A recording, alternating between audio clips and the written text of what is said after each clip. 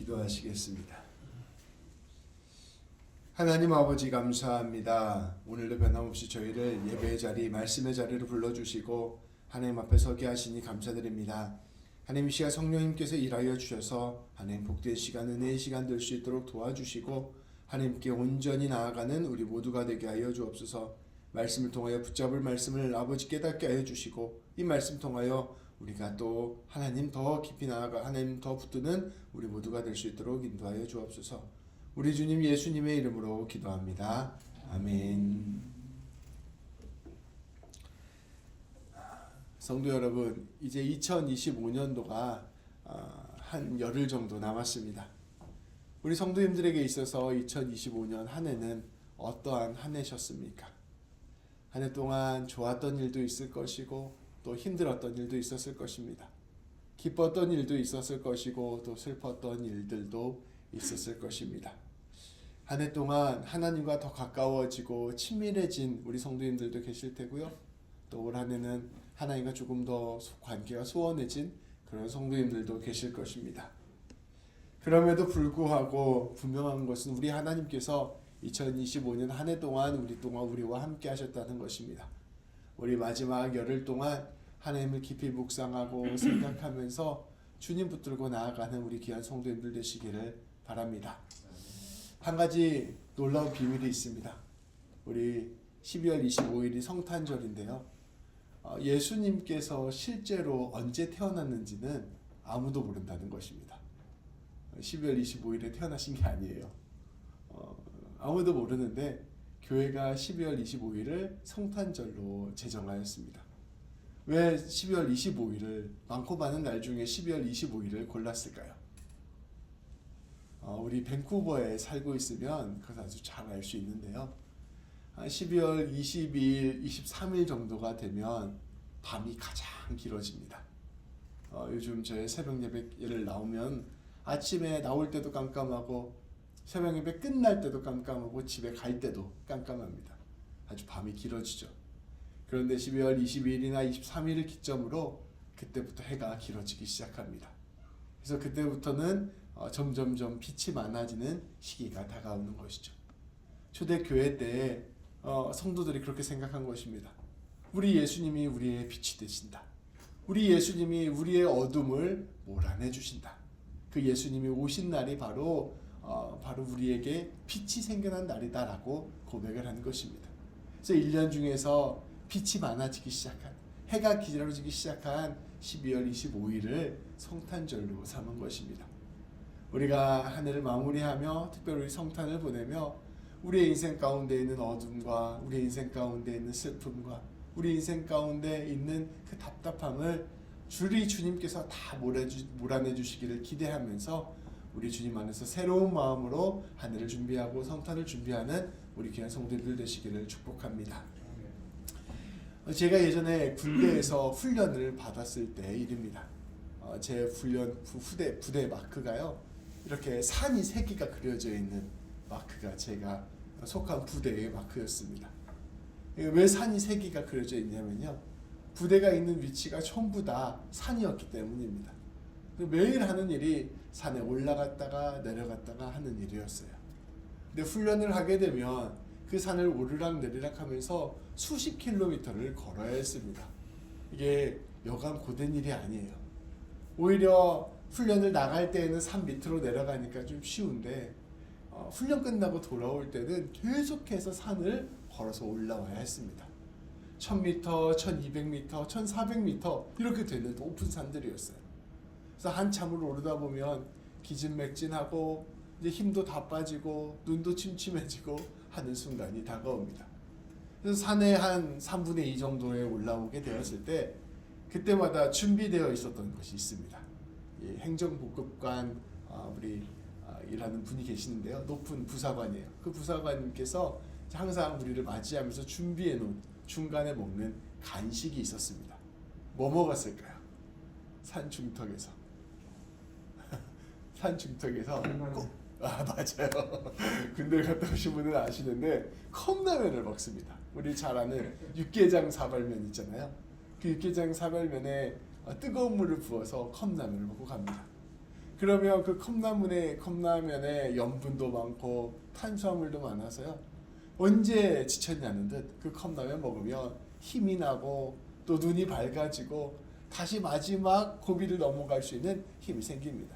근데 그때 날이 춥고 막 이러니까 컵라면 면이 다 익지도 않아요. 근데 그때 먹었던 컵라면이 얼마나 맛있는지 지금도 코스트코에 지나가다가 컵라면 보면 그때 생각이 납니다. 제가 인생에서 먹었던 컵라면 중에 가장 맛있는 컵라면이었습니다.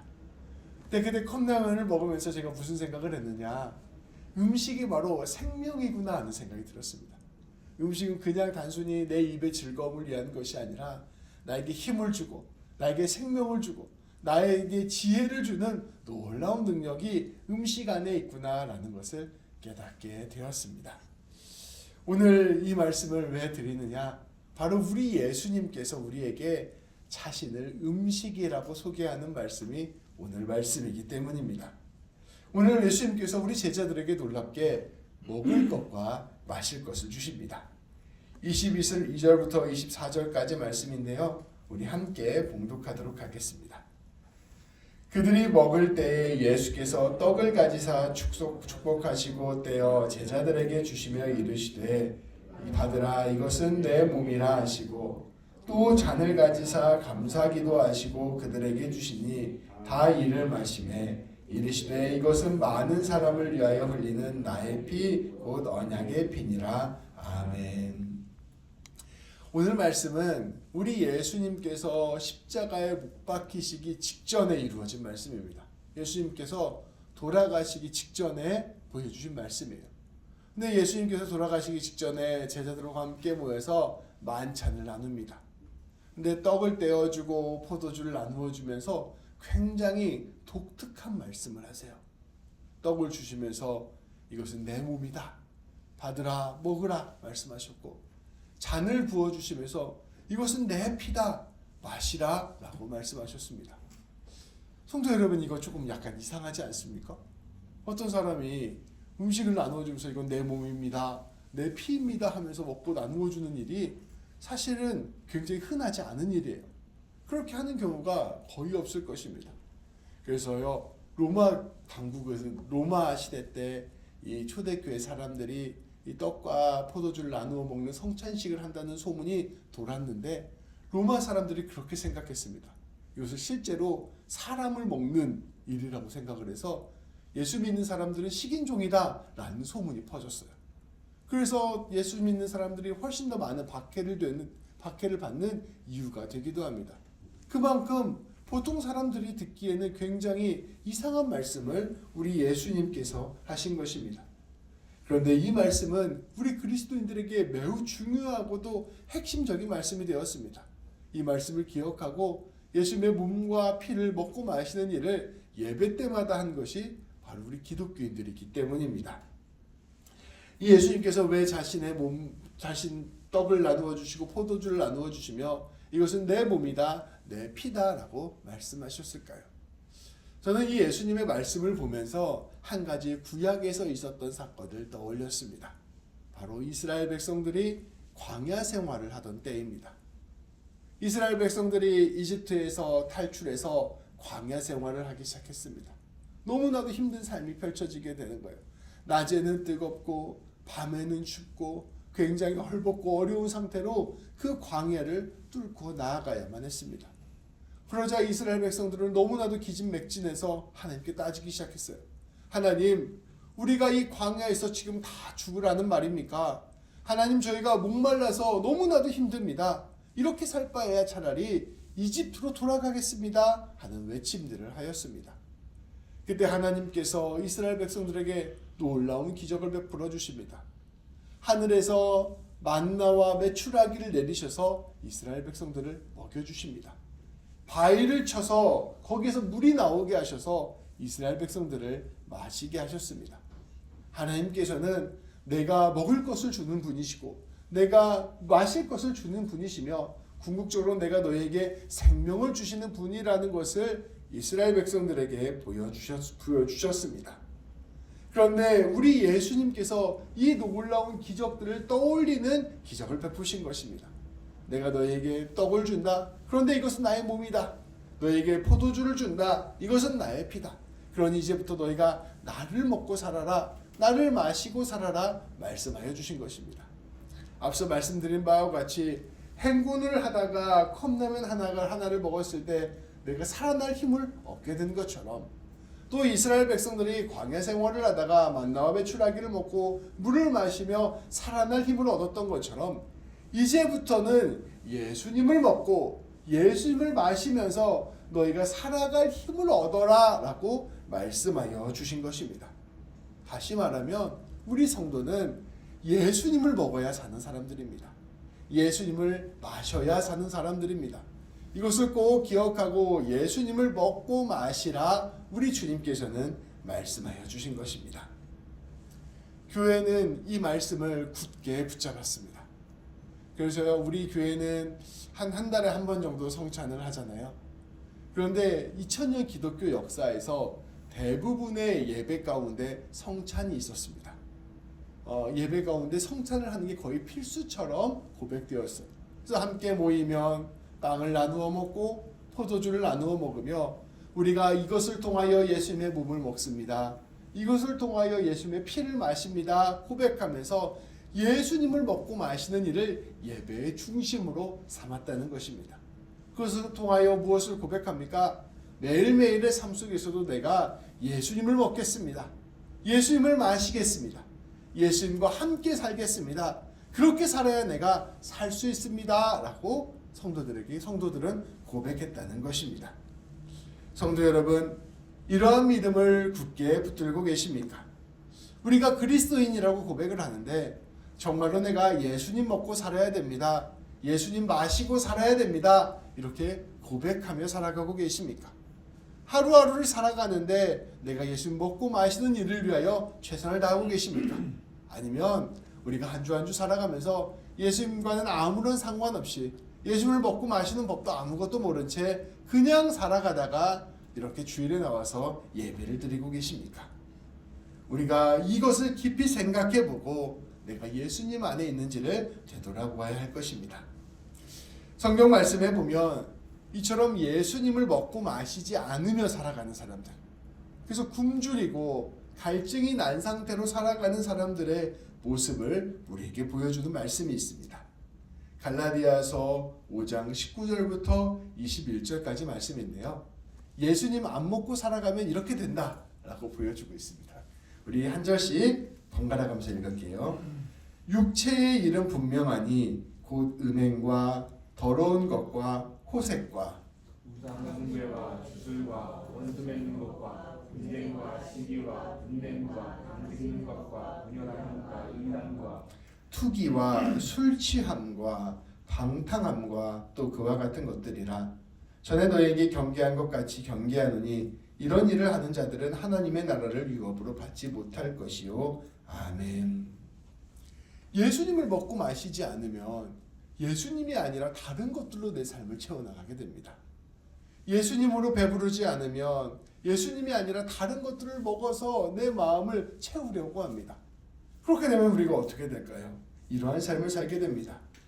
음란한 일을 하고 도덕적이고 성적으로 타락한 일을 하고, 그러니까 내 안에 쾌락을 주는 일에 온 마음을 쏟고, 또 내 마음이 불안하고 염려가 되니 우상을 숭배하고 점 보고 사주 보고 관상 보고 이런 일들을 하고, 또 내 마음에 갈증과 내 마음에 강팍함이 있으니 사람들과 싸워서 원수를 맺고 분노하고 분쟁하고 분열하고 이기적인 마음을 갖고, 또 영적으로 갈급하니 이단에 빠지고 질투하고 술에 취해 지내고 방탕하게 지내는 것입니다. 우리 주님께서 우리 안에 가득 차게 되면 우리 안에 풍성한 주님의 은혜로 말미암아 우리가 복된 삶을 살아가게 됐는데요. 우리 안에 주님이 없어지게 되고 우리 안에 주님과 함께 교제가 없어지게 되고 우리가 주님을 먹고 마시지 않게 되면 우리의 마음이 황폐해지게 됩니다. 우리의 심령이 굶주려지게 되는 거예요. 심령이 무너져 있는 것입니다. 우리 예전에 참으로 슬픈 일이죠. IT에서 엄청난 기근이 온 적이 있습니다. 너무 배가 고프니까 어떻게 해요? 사람들이 진흙을 가지고 구워서 쿠키를 만들었습니다. 그리고 흙을 먹는 거예요. 배가 너무 고프니까. 배가 차겠습니까? 몸도 상하고 마음도 상하고 잠깐의 허기짐만 달래는 것입니다. 어떤 사람이 바다에서 배를 타고 운행을 하다가 갑자기 배 엔진이 고장나서 표류하게 됐다고 합시다. 몇 시간이 지나고 며칠이 지나니 너무 목이 마른 거예요. 그래서 어쩔 수 없이 바닷물을 퍼서 먹게 됩니다. 그럼 어떻게 될까요? 순간 목을 축일 수는 있겠지만 훨씬 더 큰 갈증과 고난 가운데 빠지게 될 것입니다. 이와 마찬가지예요. 우리의 영혼은 하나님을 필요로 합니다. 우리의 영혼은 예수님을 필요로 해요. 우리의 영혼에 예수님을 먹고 예수님을 마시고 예수님으로 함께해야 우리의 진정한 배부름이 나타나게 되고 진정한 넉넉함이 찾아오게 됩니다. 그런데 우리 예수님을 멀리하고 예수를 먹지 않고 예수를 마시지 않으면 우리는 그 영적인 갈급함, 영적인 황폐함을 메꾸기 위해서 세상 것들을 찾아 나서게 된다는 것입니다. 인생이 너무나도 걱정이 되니까 요즘 챗GPT나 제미나이 이런 거에 사주 물어보면 엄청 잘 알려주거든요. 이런 거 검색해봐서 내 인생 이제 내년부터 잘 되겠다. 2020년 토정기 비결 보고 그래서 하나님이 아니라 사주팔자에 내 삶 의지하게 되고 내 삶의 공허함과 갈급함과 외로움이 너무나도 심하니 음란하고 악한 길에 빠지게 되고 내 마음이 황폐해져 있고 내 마음이 갈급해져 있으니 사람들과의 관계가 틀어지고 분열하게 되고 싸우게 되고 모든 일들을 이기적으로 채워나가려고 하고 탐욕과 욕심대로 살아가는 모습이 바로 우리 예수님 안 먹고 안 마시는 삶의 현실이라는 것입니다. 이렇게 예수님으로 채우지 않는 우리의 심령은 죄악 속으로 날마다 깊이 들어가게 되는 것입니다. 그런데 그렇게 들어가고 나서 우리의 인생이 더 좋아지냐? 그렇지 않고 더 굶주리고 더 목마르고 더 힘든 삶으로 나아가게 된다는 것이 바로 말씀이 우리에게 가르쳐주는 것이죠. 우리는 우리의 심령, 우리의 삶이 무엇으로 채워질 수 있는가를 깨닫는 지혜가 필요합니다. 나의 영혼의 갈망을 무엇으로 채울 수 있는가를 아는 지혜가 필요합니다. 그것은 바로 우리 예수님입니다. 우리 성도님들, 예수님을 먹고 마시는 데에서부터 우리의 모든 문제가 해결된다는 사실을 꼭 깨달아야 합니다. 돈을 아무리 많이 벌어도 예수님이 없으면 우리의 영혼의 갈망을 채울 수 없습니다. 아무리 친구가 많아도 예수님이 없으면 우리의 갈망을 채울 수 없습니다. 아무리 즐겁고 아무리 기쁜 일들이 많아도 예수님이 없다면 우리의 깊은 갈망을 채울 수 없습니다. 그렇다면 우리는 이제 예수님을 먹고 마시는데 우리의 삶의 집중력을 발휘해야 됩니다. 그렇다면 우리 성도 여러분, 예수님을 먹고 마시는 일이 어떻게 우리에게 이루어질까요? 어떻게 우리는 예수님을 먹고 마실 수 있을까요? 이것을 아는 것이 중요할 것입니다. 우리는 우리 예수님께서 떡과 포도주를 나누어 주셨던 시점을 기억해야 합니다. 앞서 말씀드렸던 바와 같이 우리 예수님께서 십자가에 못 박히시기 직전에 제자들에게 떡과 포도주를 나누어 주었습니다. 그리고 그 떡과 포도주를 먹고 마시며 예수님의 몸과 피를 먹고 마시는 것이라 깨닫게 되었습니다. 예수님께서는 자신의 죽음이 자신의 몸을 내어주는 일이요 자신의 피를 내어주시는 일이라는 것을 우리에게 말씀하여 주신 것입니다.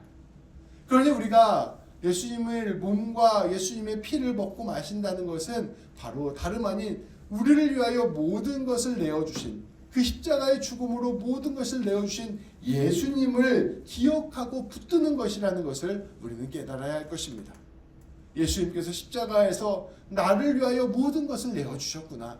우리 예수님께서 십자가에서 나의 모든 것들을 용서하여 주셨구나. 우리 예수님께서 나를 지극히 사랑해 주시는구나. 우리 예수님께서 내 인생 붙들어 주시고 책임져 주시는구나 라는 것을 날마다 깊이 깨닫고 날마다 그것을 삶으로 경험하며 날마다 주님과 동행하는 삶이 바로 예수님을 먹고 예수님을 마시는 삶이라는 것을 오늘 말씀을 통하여 알 수 있게 된다는 것입니다. 십자가에서 죽으신 예수님을 먹고 마시는 것이 바로 우리의 삶이 됩니다. 우리 예수님을 먹고 마시게 되면 우리는 자연스럽게 우리 예수님을 우리의 삶의 주님으로 받아들이게 됩니다. 그리고 예수님의 사랑을 본받아 우리도 서로 사랑하는 삶을 살기로 결단하게 됩니다. 음식을 먹고 나면 이제 그 음식이 내 몸의 한 부분이 됩니다. 우리가 지난주에 그 청년들과 함께 스테이크를 먹었는데요. 저희 집에 가서 소고기를 이렇게 구워 먹잖아요. 그러면 고기를 구워 먹기 직전까지는 이 고기가 남의 고기입니다. 근데 이제 그걸 썰어가지고 내 입으로 들어가면 그 고기가 내 몸이 됩니다. 몸에 들어가서 고기가 다 분해가 돼서 남의 살이었던 살이 내 살이 되는 거예요. 그것이 막 분해돼서 피를 타고 내 근육에 들어가면 내 근육에 힘이 됩니다. 그것이 몸을 타고 들어가서 내 머릿속으로 들어가면 내 삶, 내 생각에 지혜가 됩니다. 이제까지는 남의 살이었던 것이 내 입으로 들어가면 곧 내가 되는 것이 음식의 놀라운 신비인 것입니다. 우리가 날마다 예수님의 십자가를 생각하고 예수님을 묵상하면서 예수님의 사랑과 은혜를 깊이 경험하고 예수님과 내가 하나 되는 그 놀라운 은혜를 체험하게 되며 놀랍게도 이제는 예수님이 내가 되는 것입니다. 예수님이 내 안에 들어와서 내 삶에 힘이 되고 예수님이 내 안에 들어와서 놀라운 지혜가 되고 예수님이 내 안에 들어와서 내 삶을 사랑의 삶으로 바꾸어가는 것이 성경에서 말하는 놀라운 비밀인 것이죠. 그래서 앞서 말씀드린 바와 같이 예수님이 없으면 그저 내 몸이 원하는 대로 따라갑니다. 육체의 일로 살아가게 되는 것이죠. 예수님과 아무런 상관이 없으면 그저 내 방식 내 뜻대로 살아가는데 내가 예수님의 사랑을 깊이 알게 되고 예수님의 은혜를 깊이 알게 되고 예수님의 놀라운 말씀을 깊이 깨닫게 되고 날마다 예수님을 먹고 예수님을 마시게 되면 그때부터는 예수님의 놀라운 역사, 예수님의 놀라운 뜻, 예수님의 놀라운 사랑이 내 몸 안에서 이루어지게 된다는 것입니다. 점점점 예수님을 닮아가게 되고요. 점점점 예수님의 뜻을 이루어가게 되고요. 예수님의 사랑을 전하게 되고요. 예수님의 용서가 이루어지게 되는 것입니다. 예수님과 내가 하나가 되는 것, 그것이 바로 예수님을 먹고 마시는 것의 참 의미라고 할 수 있는 것입니다. 그러면 이러한 삶이 아니라 우리 주님께서 걸어가신 그대로 우리의 삶이 바뀌게 되는 것이죠. 그래서 우리가 예수님을 먹고 마시는 것이 무엇보다 중요하다는 것을 우리는 다시금 깨달아야 할 것입니다. 그렇다면 우리가 예수님을 먹고 마시기 위해서 우리가 해야 할 일은 무엇일까요? 우리는 십자가 중심의 신앙생활을 해야 합니다. 이제부터 우리가 다 알고 있는 얘기예요. 그럼 우리가 예수님 어떻게 먹고 마시라는 얘기냐? 첫 번째로 말씀을 가까이 해야 합니다. 성경 말씀을 가까이 해야 우리가 예수님을 먹고 마실 수가 있어요. 예수님을 먹고 마신다는 것은 성경 말씀을 가까이 하는 것과 같은 말입니다. 그러니까 성경 읽기를 힘써야 됩니다. 우리 아침마다 성경 말씀 보내드리잖아요. 그걸 말씀을 읽고 말씀 가운데서 하나님을 묵상하는 시간을 꼭 가져야 합니다. 또 2026년 한 해가 시작되었는데요. 할 수만 있으시다면 우리 성경을 쭉 읽는 그런 시간들을 가지셔도 너무나도 좋습니다. 성경 말씀을 가까이 하고 성경 말씀을 듣고 우리 주님의 말씀을 내 마음에 새기는 일들을 우리가 날마다 해나갈 때 우리는 예수님을 먹고 마실 수가 있게 됩니다. 그런데 우리가 말씀을 읽을 때 굉장히 주의해야 할 점이 있습니다. 무엇이냐면요. 말씀을 통하여 십자가 사랑을 깊이 경험해야 한다는 것입니다. 그냥 성경 말씀을 쭉 읽는 이야기로 역사로 어떤 흐름으로만 읽는 것이 아니라 이 성경 말씀을 통해서 하나님이 나를 얼마나 사랑하시는가를 발견하고 이 성경 말씀을 통하여 하나님이 나를 어떻게 용서해 주셨는가를 깨닫고 이 성경 말씀을 통하여 하나님께서 나에게 주시고자 하는 은혜가 무엇인지를 알고 이 성경 말씀을 통하여 우리 하나님께서 나를 붙들고 계심을 깊이 경험하는 것. 그 말씀을 통하여 우리 주님 예수님을 깊이 만나고 그 예수님 안에서 하나님을 온전히 경험하고 체험하는 것. 이것이 우리 안에서 이루어질 때 우리가 말씀을 통하여 하나님을 깊이 만나는 것이라 할 수 있는 것입니다. 다름 아니라 성경 말씀을 통하여 하나님과 마주하게 되고 하나님으로 가득 채우는 놀라운 역사가 우리 안에 있어야 할 것입니다. 두 번째로는 기도하기에 힘써야 합니다. 특별히 성령 충만을 구하는 기도를 해야 합니다. 주님, 저에게 찾아와 주셔서 주님 성령님 나에게 찾아와 주셔서 내 마음을 채워주시고 내 삶을 이끌어 주시고 나와 함께 해주셔서 내 모든 삶이 하나님으로 가득 차는 삶을 살게 하여 주옵소서 간구하며 우리 날마다 기도하는 삶을 살아야 할 것입니다. 제가 요즘 알바처럼 이삿짐 센터 일을 합니다. 한 달에 일주일에 한두 번 이렇게 일을 하는데요. 이 이삿짐센터 일을 할 때 우리 장길수 집사님께서 해주신 말씀이 떠올랐어요. 무슨 말씀이 저에게 해주셨냐면요. 집사님께서 이런 말씀을 해주셨어요. 아침에 일어날 때는 예수님을 생각을 하고 출근할 때는 예수님 붙잡고 나가야겠다 생각을 하는데 딱 막상 일에 들어가면 그때부터는 생각이 하나도 안 나고 일하는데 정신이 없다 이 말씀을 하셨습니다. 제가 이삿짐 일을 하루 종일 딱 마치고 저녁에 딱 돌아오는데 우리 장길수 집사님 말씀이 번뜩 떠오르는 거예요.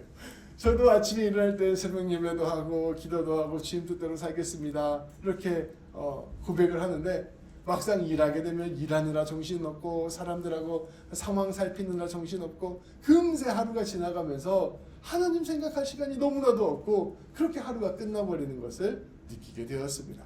하루하루의 삶 가운데 하나님을 붙잡는 것이 이렇게 어렵구나, 하나님께 기도하는 것이 이렇게 어렵구나 하는 생각을 제가 다시금 하게 되었습니다. 그래서 제가 다음에 또 일을 할 때는 이러한 마음을 가지고 기도했어요. 제가 짐을 하나 나를 때마다 혹은 사람들을 만날 때마다 혹은 밥을 먹고 쉴 때마다 그때마다 하나님을 더 생각해야지, 하나님께 기도하는 마음으로 일을 해야지, 하나님 붙들고 나아가는 마음으로 일을 해야지, 내가 모든 순간 가운데 하나님과 함께 걸어가는 것에 내 마음을 쏟아야지라고 그 생각을 놓지 않고 하루를 살려고 애썼던 기억이 납니다. 성도 여러분, 하루하루의 삶 가운데 우리 주님을 끊임없이 먹고 끊임없이 마셔야 됩니다. 우리 주님과 교제하는 삶에 애써야 합니다. 내 모든 삶에 주님과 함께 걸어가는 일에 우리가 힘쓰게 될 때 우리는 그 작은 순간순간마저도 하나님께서 나와 함께 하심을 경험하게 되고, 만남 가운데 주님께서 기적을 베풀어 주시는 것들을 경험하게 되고, 놀랍게 주님의 뜻을 이루어가는 것을 우리가 체험하게 될 것입니다.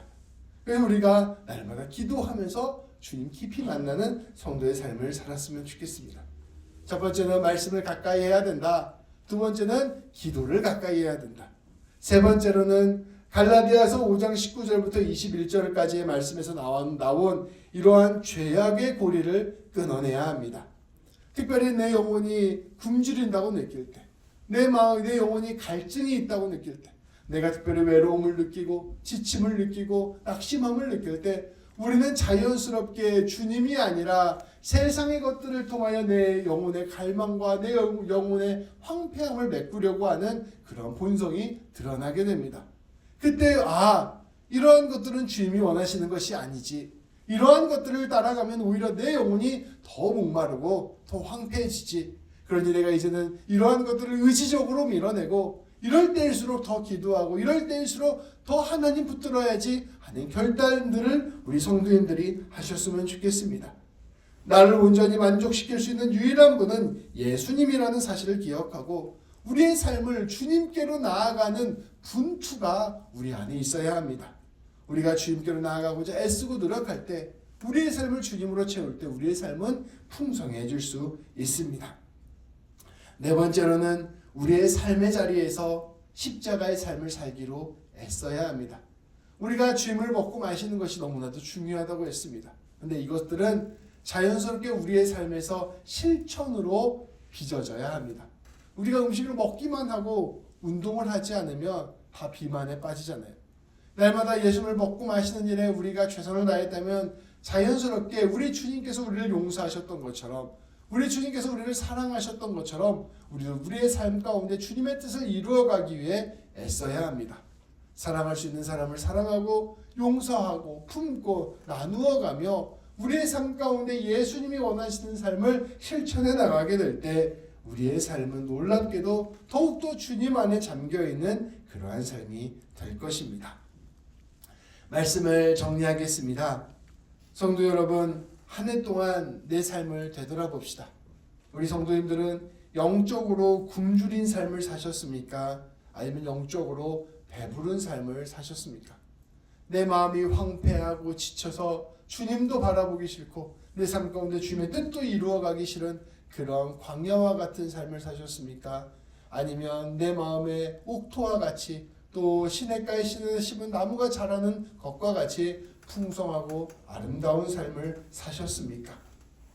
내 삶의 황폐함과 굶주림 때문에 예수님이 아닌 다른 음식들에 기울이며 짜증과 메마름과 강팍함으로 사셨습니까? 아니면 우리 주님과 깊이 교제하며 오직 주님이 주시는 기쁨과 평화를 누리며 사셨습니까?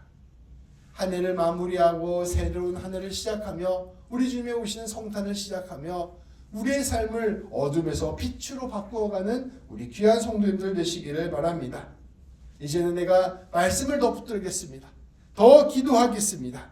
더 사랑하며 더 예수님으로 가득 채운 삶을 살겠습니다. 결단하는 우리 성도님들 되시기를 바랍니다. 2025년을 이와 같은 결단으로 마무리하고 다가온 2026년을 가장 귀하고 복된 삶으로 채워가시는 우리 모든 성도님들과 제가 되기를 우리 주님의 이름으로 축복합니다. 기도하시겠습니다. 하나님, 하루하루의 삶이 너무나도 바쁘고 우리의 삶의 숙제와 문제가 너무나도 많고 아버지 우리에게 해야 될 일들이 너무나도 많아서 하나님 우리가 예수님 붙들고 예수님 먹고 마시는 삶을 살아가지 못했음을 고백합니다.